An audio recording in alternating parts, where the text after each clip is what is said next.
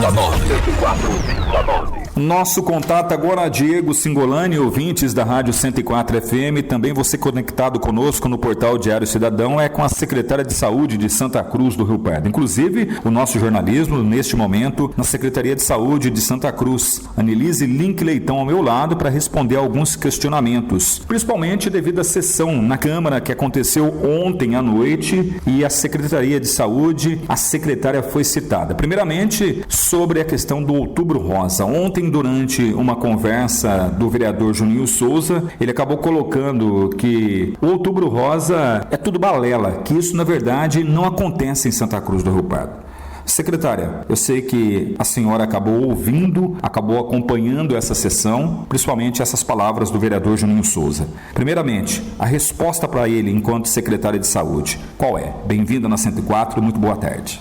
Boa tarde a todos os ouvintes. Em primeiro lugar, eu gostaria de cumprimentar os médicos, né? Hoje, dia 18, são profissionais de extrema importância para o nosso trabalho, para a qualidade do nosso trabalho, e falo em nome, assim, uma homenagem especial ao meu esposo, né? Que há 30 anos desenvolve um trabalho aqui na cidade, então gostaria de deixar essa homenagem e que repassasse isso a todos os colegas, né? Realmente ele é um dos profissionais das nossas equipes que tem uma grande valia realmente e faz a diferença, né? Na conduta, naquilo que ele resolve na vida das pessoas. Então, fica aí o abraço da secretária, de toda a secretaria, o agradecimento pelo trabalho dos médicos no dia de hoje.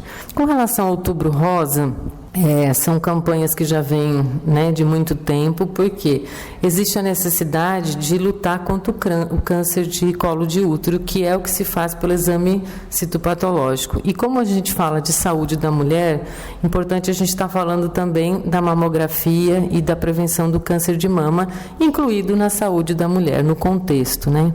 Então, assim, hoje as neoplasias são o segundo maior índice de mortalidade em Santa Cruz do Rio Pardo, né? Seja de jovens, seja de pessoas mais idosas.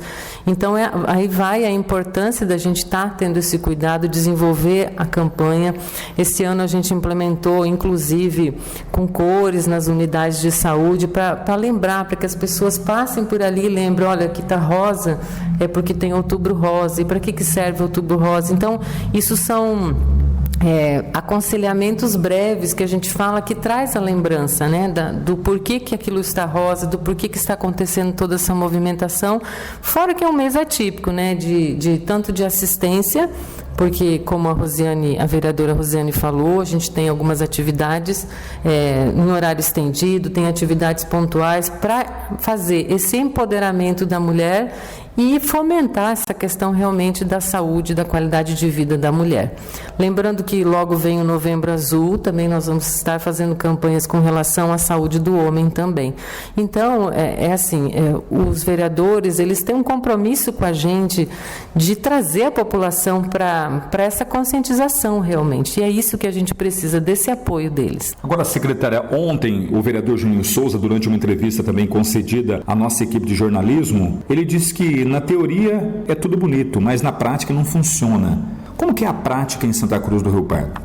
Nós temos todas as atividades preventivas, né? Então a gente faz a detecção e algumas especialidades, elas são de alta complexidade que nós não temos no município e não é uma mão de obra fácil da gente trazer, não é uma contratação que tenha uma disponibilidade que a gente fale assim, eu vou trazer para cá, por exemplo, um mastologista, né? Então a gente tem algumas dificuldades, mas a principal causa, a questão ali é trazer os pacientes que precisam fazer esse filtro, né, através desses exames. Então, a gente precisa, nos indicadores de prevenção e promoção de saúde, que é o que nós precisamos incentivar, é trazer as pessoas para fazer os exames. Descoberto alguma irregularidade, alguma alteração nesse exame, nós temos o segundo passo, que já é um tratamento, já é um acompanhamento.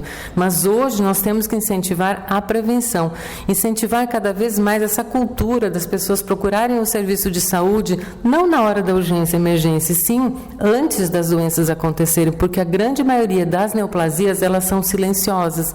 Então, quando a gente descobre, já está num período muito avançado. E aí a gente fica correndo atrás de vaga numa referência onde tem quimioterapia, radioterapia, processo cirúrgico para dar acompanhamento a esse paciente. Então, aí a gente tem restrições, porque a região inteira, são 62 municípios que fazem parte disso. Então, nós temos realmente limitações, dificuldades.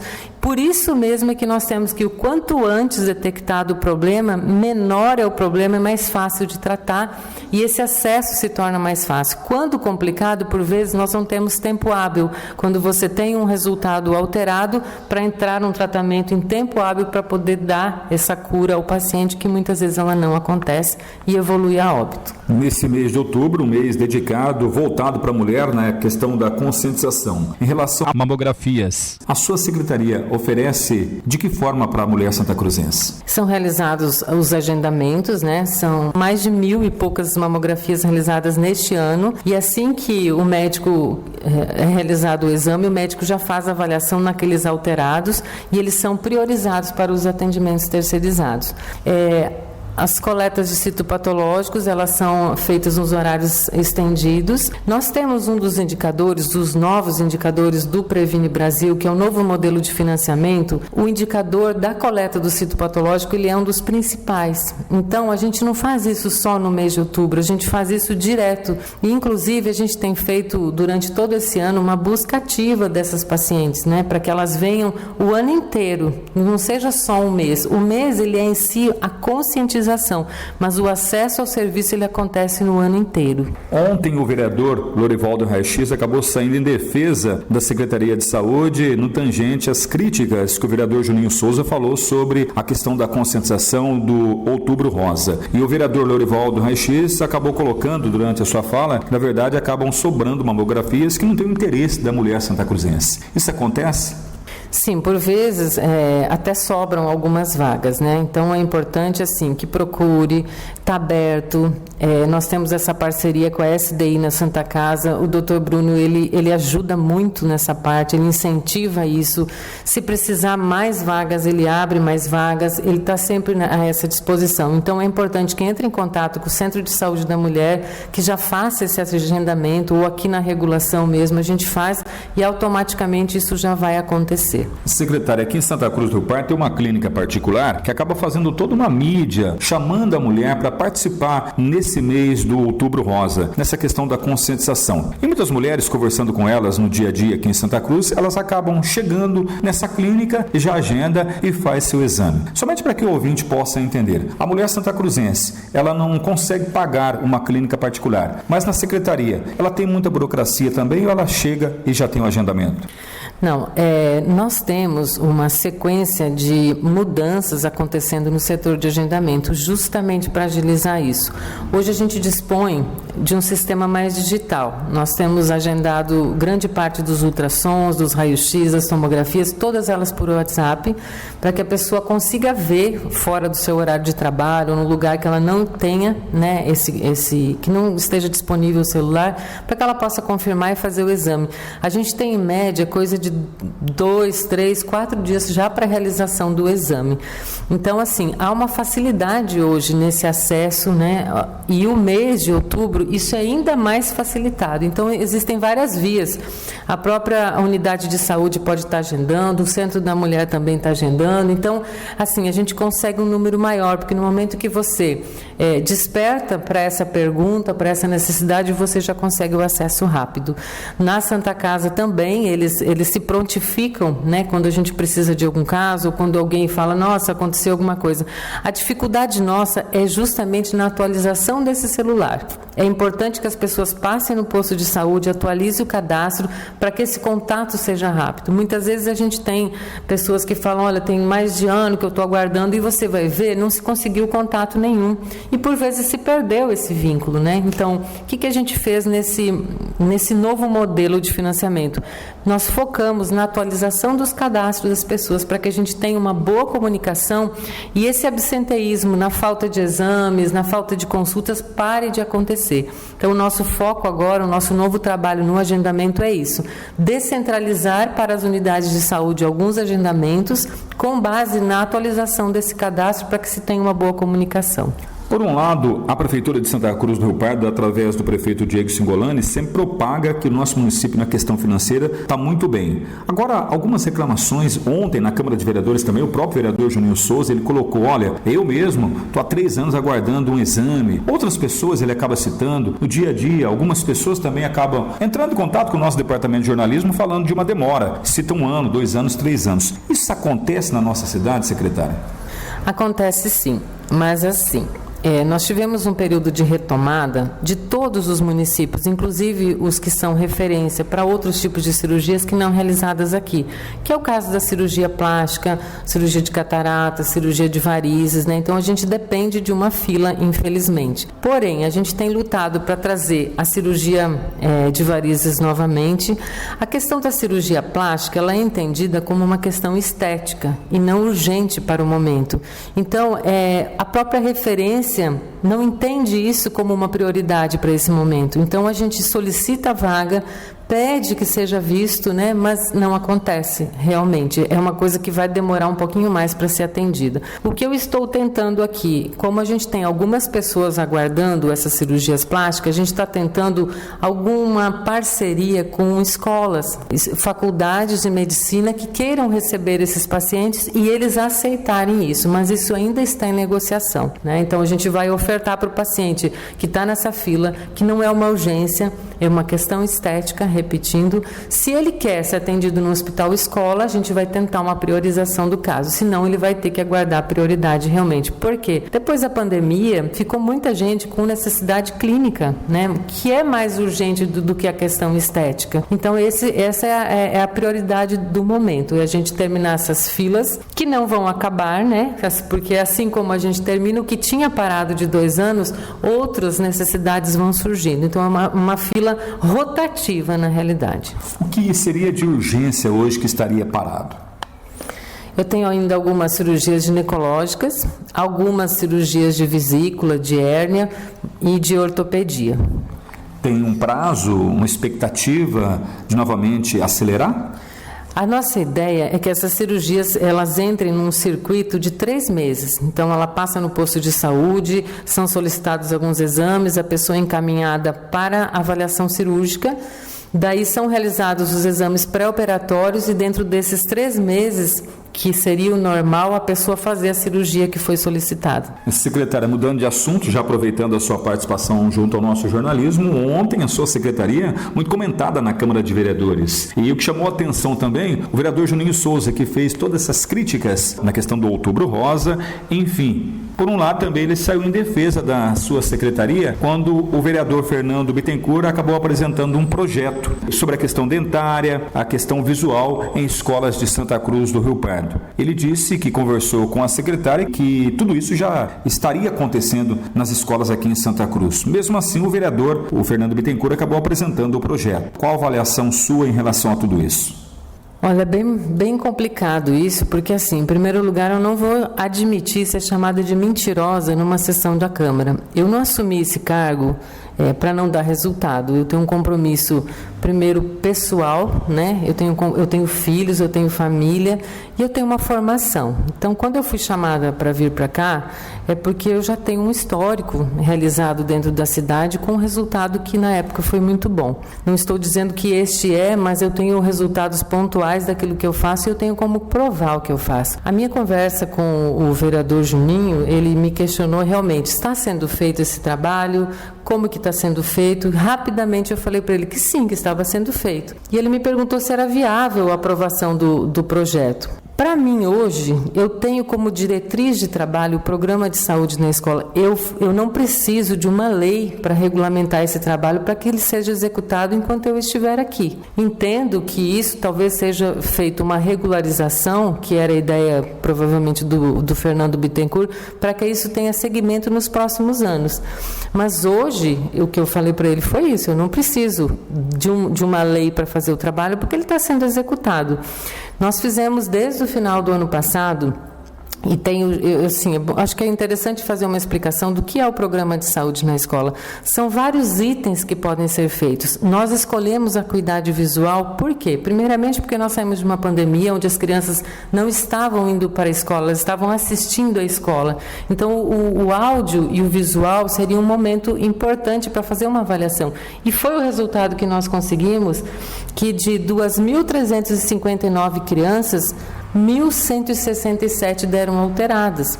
Na época que o Fernando Bittencourt conversou comigo, nós realmente não tínhamos finalizado, nós ainda estávamos com algumas escolas em início, porém, eu tinha todo um pessoal que ainda continuava atendendo dentro da Central Covid, atendendo Covid e retomando muitas atividades. Então, o que a gente fez? Uma parceria com a Escola de Enfermagem para atingir esses alunos. Então, eu não tenho uma capacidade disponível de pessoal hoje para colocar dentro das escolas para fazer só isso. Então, eu tenho que ter um planejamento com relação à realização desse trabalho, mas ele nunca deixou de ser feito. Então, nós fizemos a acuidade visual, peso e altura, e nós fizemos também, agora esse ano, dentro da Escola Sinharinha, tratamento odontológico. O que foi isso? Foram 155 crianças que foram atendidas e 214 restaurações realizadas aqui. A ideia, conversando com o Dr. Marcelo Ioneda, que é o coordenador dessa parte, que é ele que atendeu essas crianças, inclusive, ele me falou o seguinte: eu vou fazendo um trabalho de formiguinha, eu termino essa escola, a ideia era desmontar esse consultório odontológico, levar ele para o Maria Rios, que é onde já tinha uma sala, e dar continuidade lá. Terminando lá, ir para um outro lugar, e assim a gente tem esse processo de trabalho para tratamento. A prevenção, nós estamos com uma dentista fazendo a parte das creches, das escolas, e comprando material para o próximo ano fazer aquilo que o Cristiano Tavares tinha falado, da gente dar o material e fazer. Então, isso tudo estava programado já para o próximo ano. Então, a gente conseguiu fazer esse ano, final do ano passado e esse ano, aquilo que a gente conseguiu com os profissionais que a gente tinha.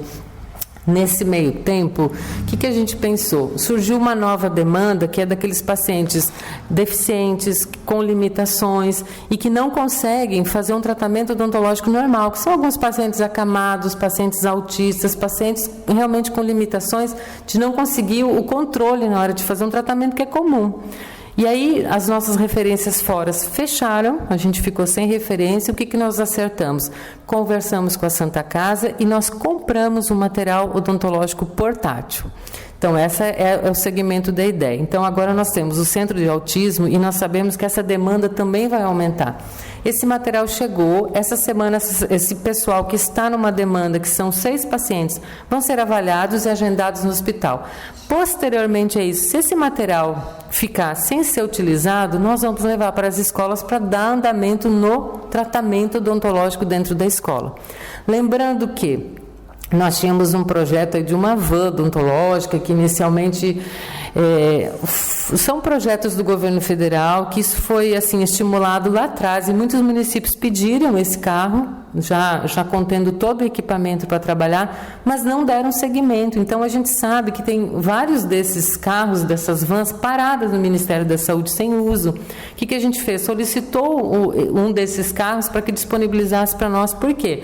Para a gente fazer zona rural, junto com o atendimento de consulta médica e rodar, porque nós temos uma grande extensão de zona rural em Santa Cruz do Rio Pardo.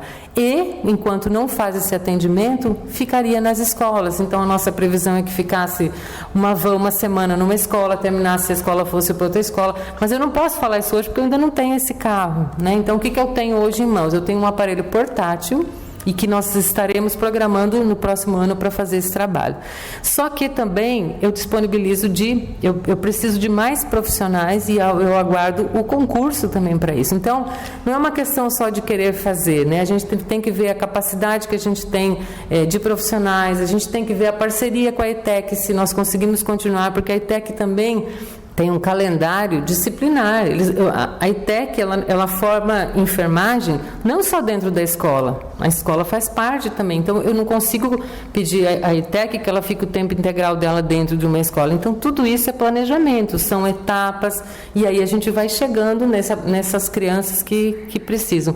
Nessas escolas que foram feitas, que já foram 5, elas foram classificadas por vulnerabilidade também. Então, tudo que está aqui sendo realizado tem uma ciência para ser feito. A gente foi por prioridade, a gente foi por conseguir realizar o trabalho, foi por equipamento e por recursos humanos, né? Então, é isso que eu falo. Ontem ficou uma ideia de que, nossa, né, contradisse, mas não tem nada disso. A gente está fazendo, eu tenho todos os resultados, isso tudo está no sistema, tem relatórios desses atendimentos. Tem as próprias crianças, né, que foram atendidas, então, assim, não tenho por que estar falando que o trabalho não está sendo feito. Quando a secretária coloca, nós estamos fazendo, esse trabalho acontece mensalmente? Sim, no período escolar, né? Ele começou agora no finalzinho de agosto, até a gente conseguir se organizar, e ele continua acontecendo. Por exemplo, o Sinharinha, que foi a última escola, nós temos 158 crianças que foram selecionadas para passar no oftalmologista. Nós já fizemos contato, nós só estamos esperando a data já para fazer esse mutirão e já resolver o problema dessas crianças. Saber se elas vão receber um óculos igual as outras, já foram mais de 200 óculos distribuídos, e as outras deram seguimento, né, pela base do tratamento que precisava. Secretária, já caminhando para a reta final dessa entrevista junto à Rádio 104 FM e também para o portal Diário Cidadão, em relação a novidades, o que vem por aí da sua secretaria? Então, dentro desse projeto do Saúde Escola, né, que a gente já vem desenvolvendo, nós temos um trabalho intersetorial, e setorial porque vem Conselho Tutelar, Ministério Público, Igreja, e também outras secretarias de cultura, de esporte, de social, fazendo um trabalho conjunto que foi assumido no Congresso, no primeiro Congresso Municipal de Álcool e Drogas que teve aqui em Santa Cruz. A semana que vem, dia 24 e 25, nós teremos um treinamento com o professor Lotufo, que é uma referência nessa área.